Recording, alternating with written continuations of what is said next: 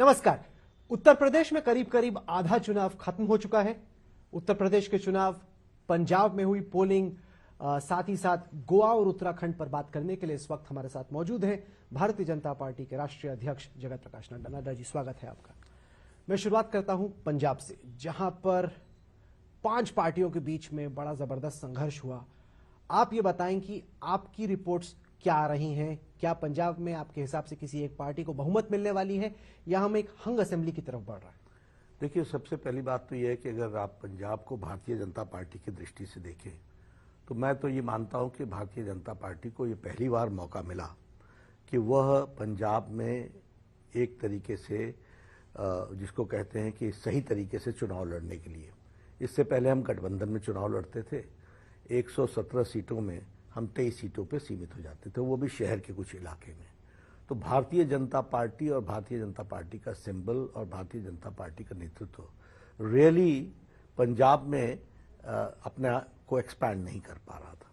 इस चुनाव में हमको पहली बार मौका मिला और हम 65 प्लस सीट्स पर हम चुनाव लड़ रहे हैं और भारतीय जनता पार्टी के प्रति हम रुझान देखते हैं। भारतीय जनता पार्टी के प्रति लोगों ने एक सीरियस पार्टी यानी सीरियसली चुनाव लड़ने वाली पार्टी के रूप में हमको देखा है और हमारे प्रति उनका आकर्षण भी आया है। इसका सबसे बड़ा उदाहरण है कि people from Congress, people from Akali Dal and people from other parties also have joined Bharatiya Janata party और भारतीय जनता पार्टी के सिंबल पर चुनाव लड़ने के लिए वो बहुत अग्रेसिवली आगे आए हैं।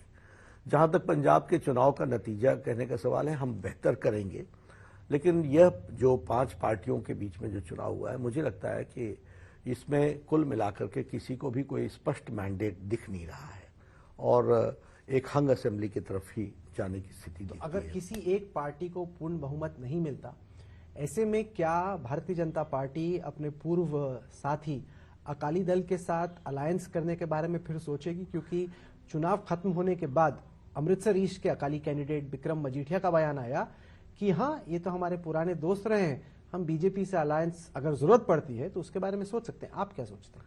देखिए, हमारा उद्देश्य है भारतीय जनता पार्टी को एक्सपैंड करना और भारतीय जनता पार्टी का विस्तार होना। इसलिए हम कोई किसी को मदद करने के लिए या किसी के साथ जुड़ने के लिए ये हमारी प्रायोरिटी नहीं है।